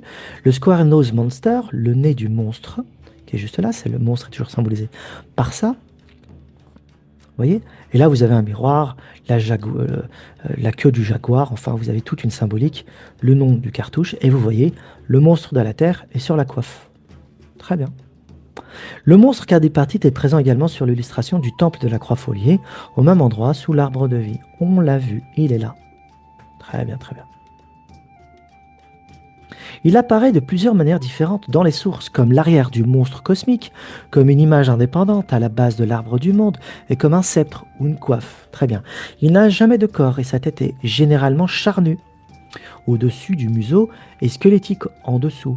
Un bol plat pour les saignées, marqué du signe du soleil Kin, forme son front, et une épine de raie, signe du sacrifice. Le coquillage spondylus, signe du Chulel, et des bandes transversales reposent dans le bol, qui se compose de deux glyphes Wei, rêvé, et l'enveloppe primitive du maïs, signe de la renaissance. L'arrêt représente le sang du monde intermédiaire, le coquillage symbolise l'eau du monde souterrain, et les bandes transversales représentent la trajectoire du soleil traversant la Voie lactée. Le monstre quadripartite représente le soleil dans son voyage à travers le cosmos, de sa mort à sa renaissance. Or, Pakal n'est autre que ce soleil. Il suit la même route souterraine et céleste. Très bien. Très bien. Pour les intéressés, je vous montre l'analyse complète du sarcophage en images et de l'ensemble de ses glyphes, accompagné de ses traductions en anglais. Remarquez que les scribes ont agencé les glyphes ensemble de manière à former une autre image plus complexe.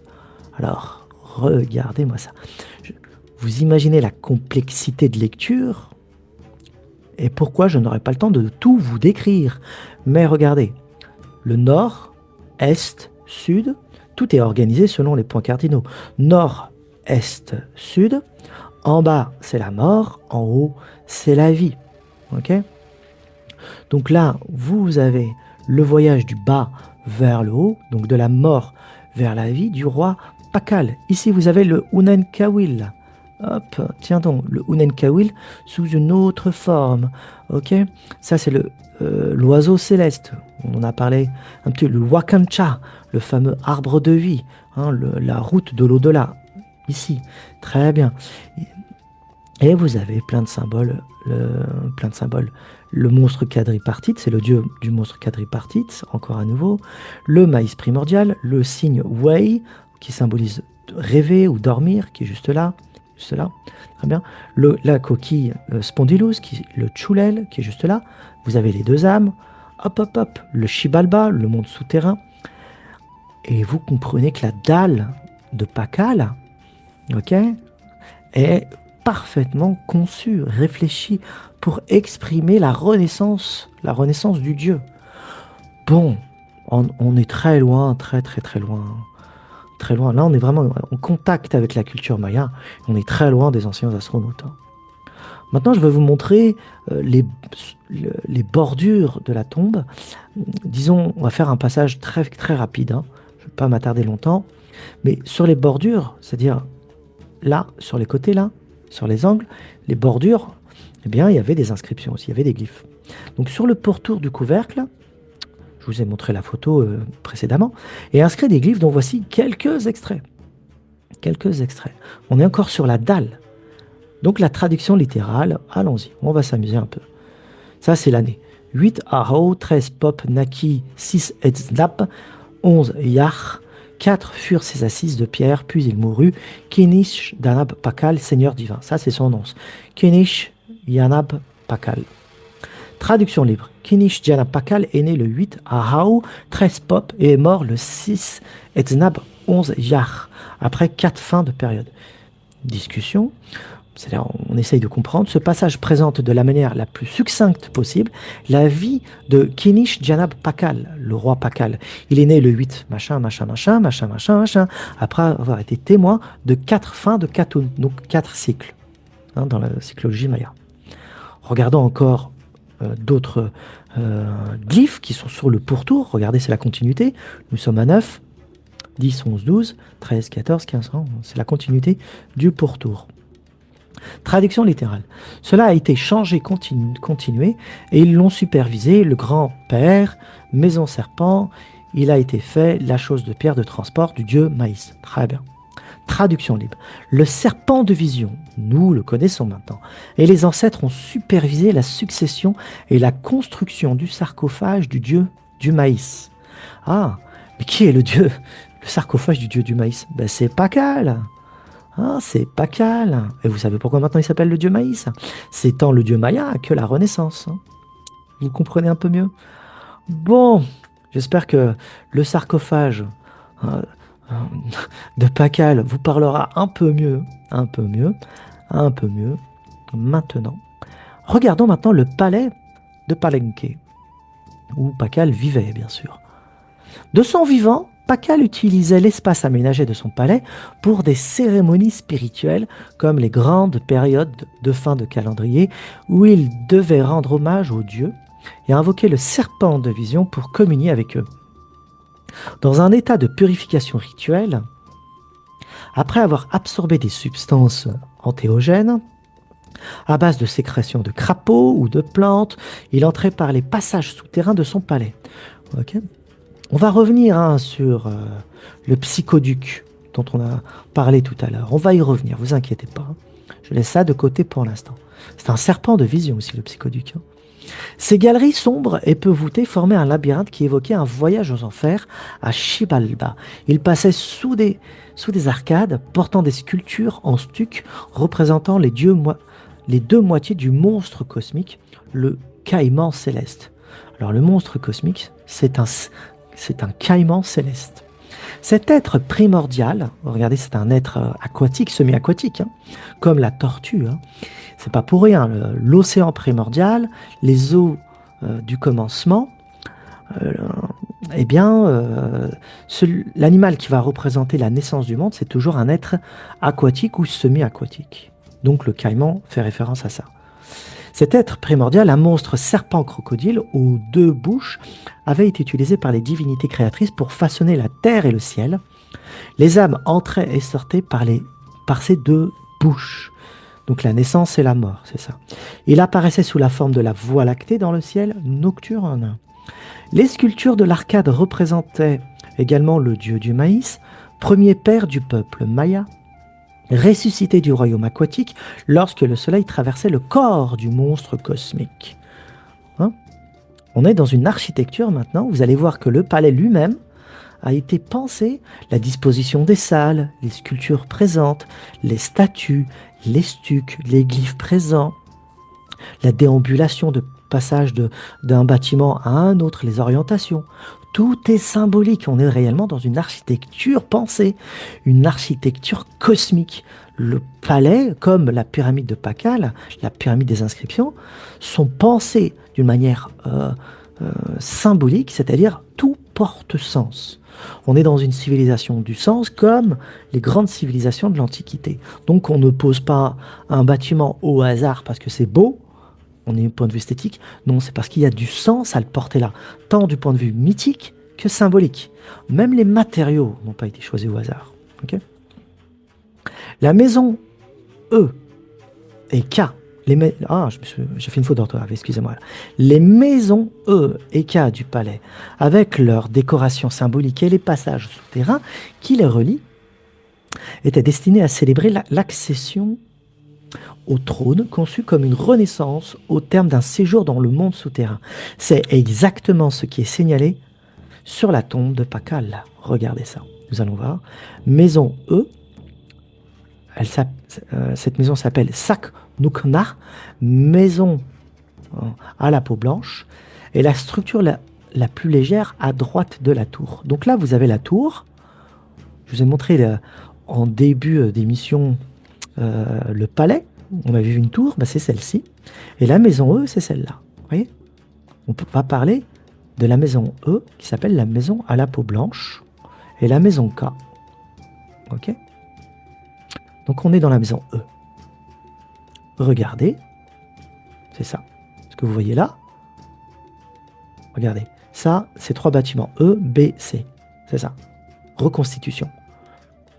Reconstitution de ces maisons-là. C'est nous, voilà. Un essai de reconstitution. Donc ça, en longueur, c'est celui-là. C'est la maison E. Le grand qui est juste ici, le C, c'est celui-là. Et le B, c'est celui-là. Vous voyez? Reconstitution. Très beau, c'était très coloré. Il y avait beaucoup de choses à voir. Toujours rouge. Maintenant, regardons le E, B, C. Ce sont ce qu'on vient de voir. Et on a parlé du K. Il est là. Le K. Il est derrière. Ça, c'est la fameuse tour. On va parler du E et du K. C'est la symbolique de Xibalba et du monde céleste, le caïman céleste et tout le reste. Okay. Voici la fameuse tour. Et regardez ce que ça donne. Voilà. On est là et on est en train de voir ça. Vous le voyez? Très bien. En train de voir ça plutôt là derrière, je crois. Ok, continuons. Regardez sur un autre angle, la tour, comme ça vous avez bien en visuel ce dont on est en train de parler, la maison E et la maison K. Ok.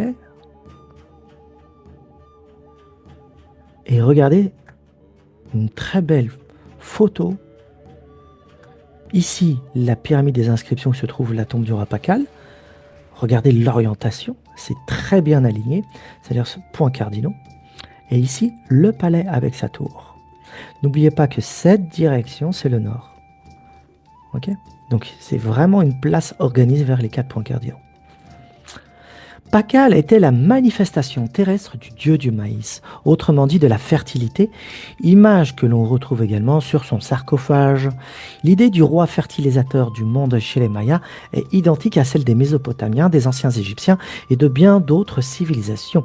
C'est encore un héritage très lointain d'une pensée commune à l'humanité. Une fois intronisé, il est censé apporter à la Terre et aux hommes la force créatrice du cosmos que les dieux lui ont offert. Cette force fertilisatrice se trouve justement à Xibalba, et c'est celle qui permit au cosmos d'émerger du royaume aquatique à l'aube des temps par les dieux. Elle se trouve en nous, tout autour de nous, et c'est elle qui maintient toute chose en vie, y compris nos 2 âmes. C'est notre fameux Chi, Prana, auquel est rattaché le serpent à plumes, Kukulkan. Quetzalcoatl. Doté de ce pouvoir acquis lors de sa descente à Xibalba, il faisait renaître les récoltes, les animaux et les hommes. Okay. Il devait traverser le monde souterrain aquatique et déjouer les ruses des seigneurs de la mort afin d'accomplir les rituels appropriés. Regardez bien, c'est exactement ce qui est dit dans le texte que nous avions vu, le Popol Vuh. Le Popol Vuh a gardé en mémoire tous ces rituels anciens. Okay. Tous ces rituels anciens. Pour ce faire, il devait parcourir symboliquement et physiquement les passages souterrains. C'est ainsi que certains bâtiments du palais figurent les passages du monde souterrain au monde des hommes et d'autres au ciel étoilé. Un escalier monte jusqu'à la chambre antérieure sud de la maison E, où Pakal pénètre par la porte du serpent bicéphale. L'iconographie du serpent bicéphale est l'esquisse du ciel étoilé, lorsque des signes célestes sont présents dans son corps. Dans les représentations cosmiques, cette créature encadre l'arc des cieux ou du monde supérieur, lorsqu'elle se trouve à l'opposé des mâchoires du monstre qui encadre l'arc du monde souterrain, donc le monstre de la terre et le monstre du ciel. Mythologiquement, Pakal est entré dans la face du ciel. C'est ce qu'on va appeler le lieu des six cieux, le Wakachanal, qui est la demeure des dieux. Alors ça, c'est le nom d'un lieu dans le palais de Pakal. Dans le monde supérieur, Pakal a fusionné avec le dieu premier père du maïs. Il est cette divinité incarnée. Sa tenue vestimentaire lors de cette festivité proclame également son identité grâce à l'imagerie du dieu maïs, qui comprend une coiffe ornée de tiges de maïs vertes, ondulantes, et de petites enveloppes d'où émerge la soie du maïs, ainsi qu'un pectoral représentant le dieu maïs, émergeant d'une carapace de tortue fissurée. D'autres éléments de sa coiffe témoignent de son identité en tant que Kawil, le dieu de la triade associé aux lignées royales. Alors Kawil, n'oubliez pas, c'est bébé, Kawil. Un petit masque de la divinité au long nez avec une boucle cosmique dans ses yeux ronds. Et un celte fumant, perçant sur son front représente la foudre frappant et apportant des hits sacrés, c'est-à-dire des fluides vitaux sacrés, et des pouvoirs de transformation. Les longues plumes blanches qui s'enroulent représentent la fumée, et les vrilles dorées qui pointent derrière sont des étincelles créées par les éclairs. On est dans un rite d'intronisation royale qui se situait à Pakal. Et vous allez voir que ce rite se retrouve sur la dalle, vous le voyez un petit peu déjà, mais aussi ce sont des rites d'initiation qu'on leur trouvait à l'époque pour les grandes personnalités. En quittant la chambre du serpent bicéphale, Pakal sort par la porte sud-ouest et emprunte les escaliers qui descendent vers la place. Il est maintenant visible de la foule rassemblée pour assister au rituel, et leur rugissement l'accueille. Il fait le signe de la bénédiction, les 2 mains levées, paume vers l'extérieur. Il parcourt ensuite une courte distance dans les escaliers jusqu'à la porte centrale de la maison E, se tourne et entre dans la chambre nord. Depuis l'escalier, il a une vue directe sur la table ovale du palais, on va la voir, un magnifique panneau sculpté représentant sa mère Sakkouk, lui remettant la coiffe de tambour-major, symbole de la royauté. Intronisation majestueuse. La tablette ovale du palais est placée au-dessus d'un large trône plat sculpté d'images et de glyphes de l'accession de Pakal, de ses ancêtres et de ses héritiers. Dans la bordure centrale avant se trouve une sculpture de Sakkouk portant une coiffe de cormoran, reconnaissant le rôle central qu'elle a joué dans l'accession de son fils à la royauté. Des peupliers soutiennent le trône, sculptés comme des divinités créatrices tenant des nénuphars contenant des symboles de carapace. Cela réaffirme le lien entre Pakal et le premier père, c'est-à-dire le dieu maïs, père des hommes, ressuscité du monde souterrain aquatique, comme on le retrouve dans le Popol Vuh avec Unahpu et Shibalanke. On ne saurait trop insister sur l'importance de la tablette du palais ovale et de l'imagerie du trône royal. La tablette est située sur le mur derrière et au-dessus du trône. Sur le plan physique, la taille et la hauteur de la tablette par rapport au trône place la personne assise en position de recevoir perpétuellement la coiffe du tambour-major, c'est-à-dire la couronne royale. La personne assise sur le trône s'aligne exactement sur Pakal, prête à recevoir la couronne. Grâce à l'environnement bâti qui incarne la symbolique, le symbolisme rituel et mythologique, le couronnement du souverain a lieu chaque fois qu'il s'assoit sur le trône. Vous voyez toute la symbolique. En traversant le monde souterrain des enfers, en s'élevant jusqu'à la place des 6 cieux du monde supérieur et en traversant les escaliers de la place du monde intermédiaire, le souverain accomplit le voyage mythique de la création. Et c'est ce qu'on retrouve sur la dalle, justement. Il monte sur le trône pour être couronné à perpétuité. Les divinités incarnées, le créateur, le conservateur et le soutien de son peuple et de sa ville. Et voici. Alors ça, c'est la fameuse dalle. Enfin, pas dalle, mais ce qu'on voit, justement, avec sa mère Sakkouk, ok, ce qui était la tablette du palais, ovale, ça, que l'on découvre, la tablette du palais ovale. Là, vous voyez une reproduction, sa mère, Pakal, et encore avec ce dieu du maïs, ce faciès du dieu du maïs, qui est là, et tout un jeu de rituels dont on vient de décrire le sens. La tablette ovale de la maison E. Donc cette tablette se situe dans la maison E. Je vous le remontre. Maison E. Voilà. Donc tout ce parcours, ce cheminement, c'est un microcosme que vous voyez là. C'est un microcosme, c'est le cosmos en architecture.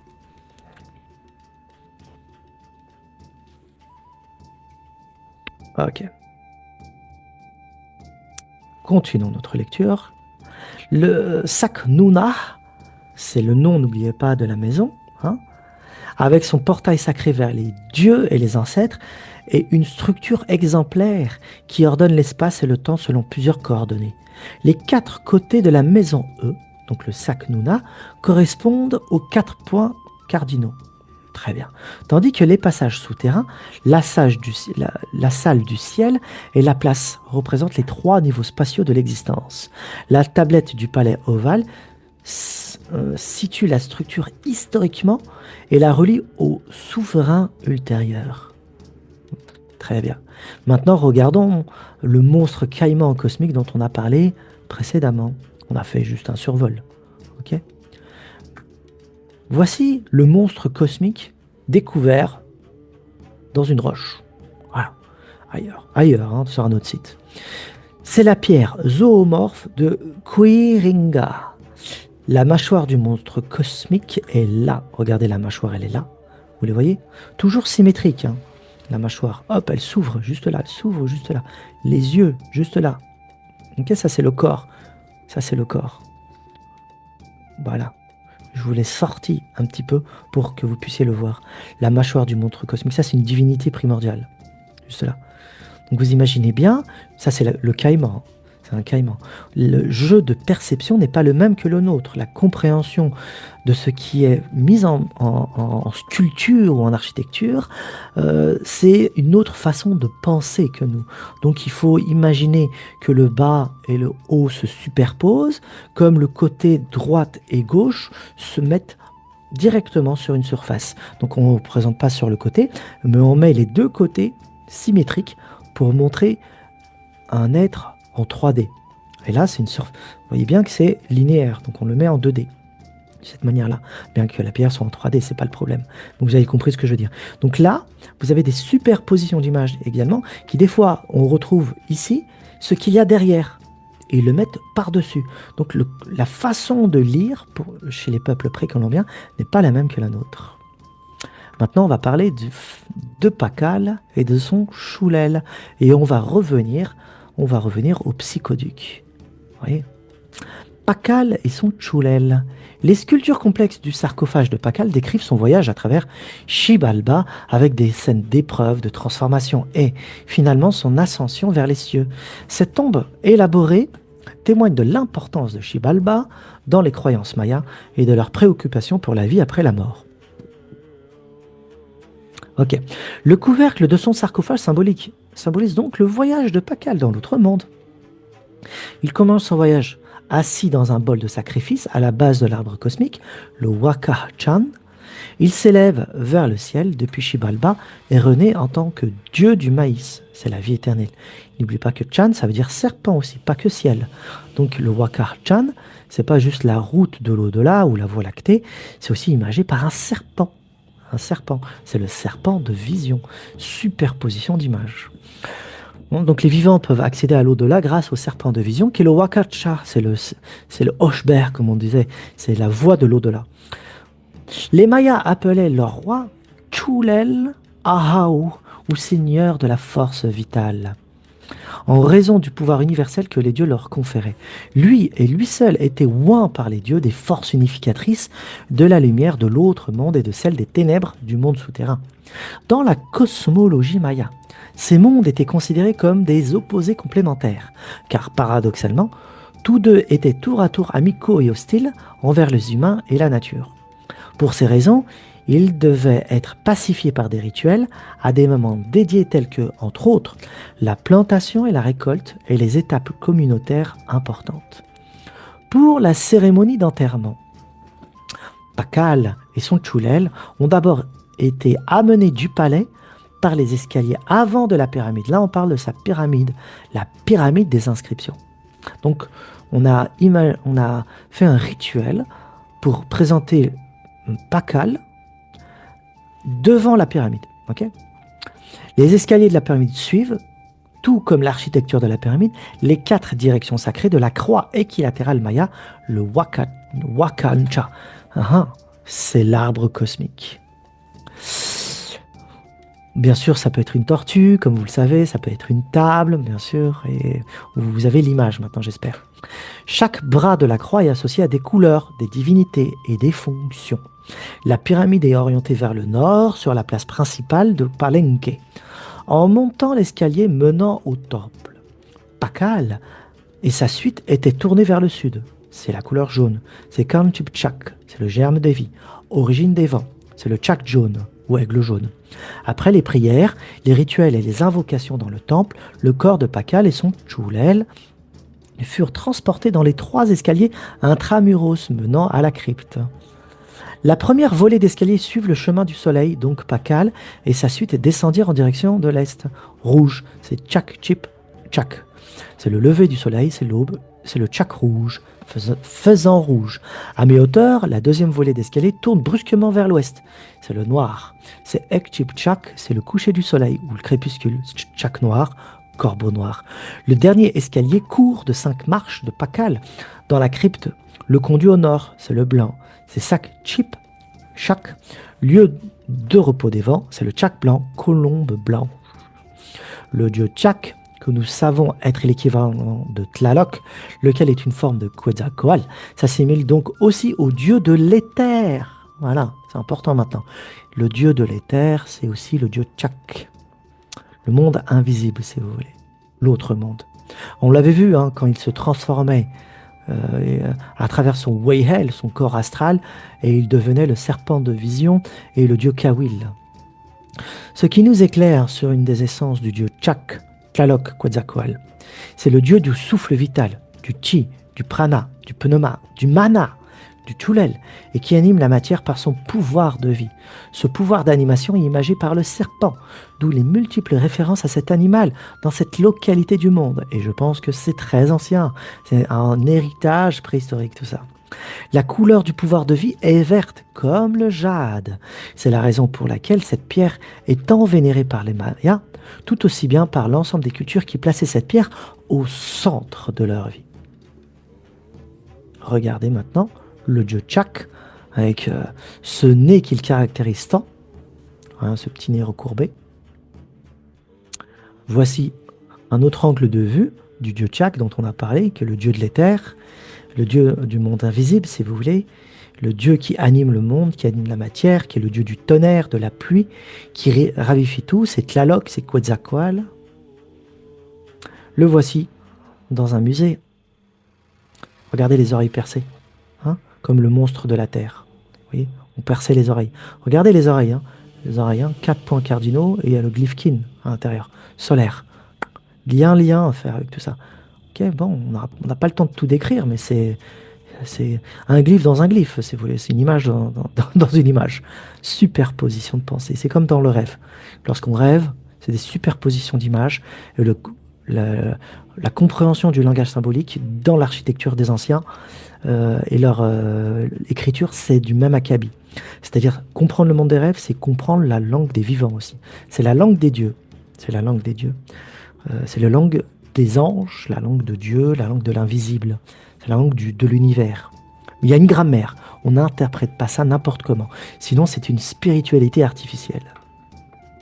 Lorsque Pakal fut placé dans son cercueil, la tête pointée vers le nord, ce qui rappelle fortement les anciens Égyptiens, parce qu'ils faisaient exactement la même chose. Je vous invite à voir la vidéo Toutmoses 3 pour en avoir le cœur net, que j'ai faite sur ma vidéo, enfin que j'ai faite et qui est en vidéo sur ma chaîne. Il passa du statut de roi divin à celui d'ancêtre céleste, parce que le nord, c'est l'origine. Une fois les derniers rituels et invocations terminés, la porte massive en pierre triangulaire de la crypte fut fermée. Le triangle, important aussi. Cependant, dans son cercueil, Pakal n'était jamais loin des vivants, et à cet effet, il fit construire un étroit conduit appelé Tsak Nakan, ou serpent des sages, le fameux psychoduc, adapté aux cages d'escalier. Il fut appelé psychoduc par le célèbre archéologue mexicain Alberto Ruz Luelier, qui découvrit les cages d'escalier en 1950 et la crypte en 1952. La tête du serpent est faite d'un mélange de plâtre calcaire et était fixée au fond du sarcophage qui était relié au psychoduc, une moulure rectangulaire en calcaire à l'extérieur de la porte, faisant correspondre chaque escalier avec un centre en forme de tube rond creux qui se terminait sous le sol du temple. C'était le Tsat Nakan, par lequel Pakal et les prêtres établissaient un contact d'âme à âme. Plus précisément de Chulel à Chulel, à des moments dédiés. Cette caractéristique se retrouve dans d'autres structures de Palenque. Okay. Chacun d'eux possède un conduit en forme de tube qui court verticalement de la crypte jusqu'au-dessous du sol du temple, et un petit trou sur le couvercle du sarcophage a été percé au niveau du visage pour laisser passer le Chulel. Ah, on a un peu... Je pense que vous voyez un peu mieux ce qu'est le fameux Quetzalcoatl, celui qui est mi-jaguar, mi-aigle, qui voyage entre les mondes. Ces entonnoirs renforçaient la croyance selon laquelle l'individu dans la tombe était toujours en vie socialement après la mort, avec des prérogatives attachées à ses pouvoirs spirituels, car le Chulel ne meurt jamais. Ok. Donc, Vous n'avez pas vu du tout mon visage.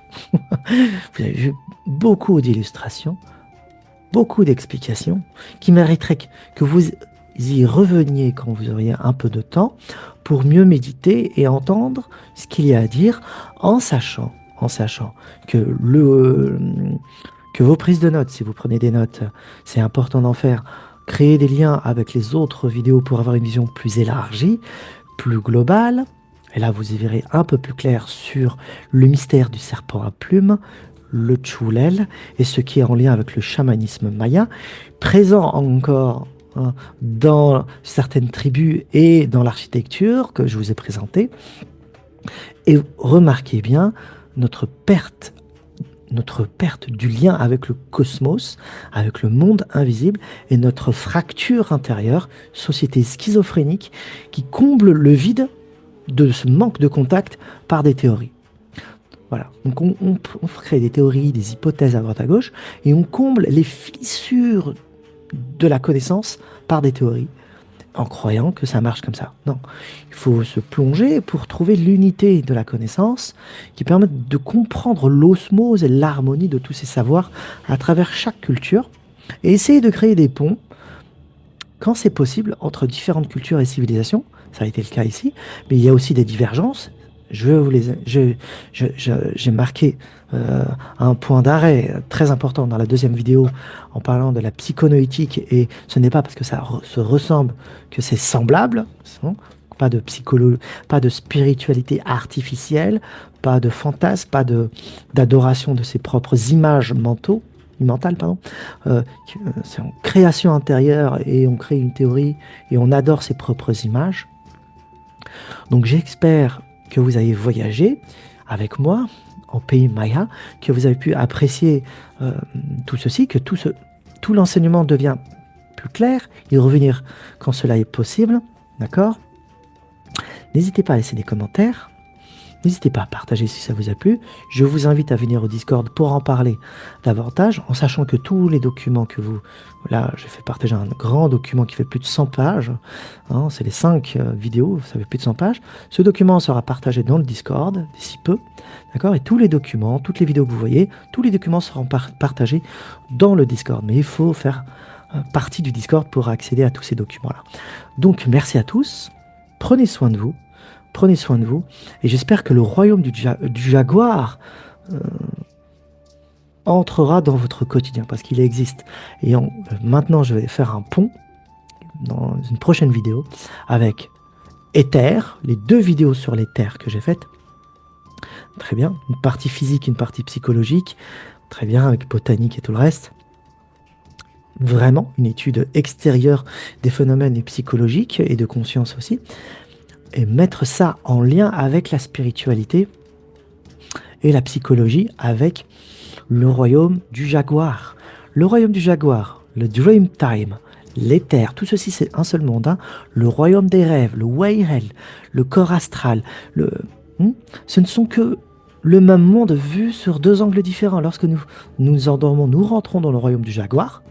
Et lorsque nous sommes en état de conscience modifié par n'importe quel moyen ou technique, méthode, ok, transe, méditation ou tout ce que vous voulez, entéogène ou sortie hors du corps, nous rentrons dans le royaume du jaguar aussi.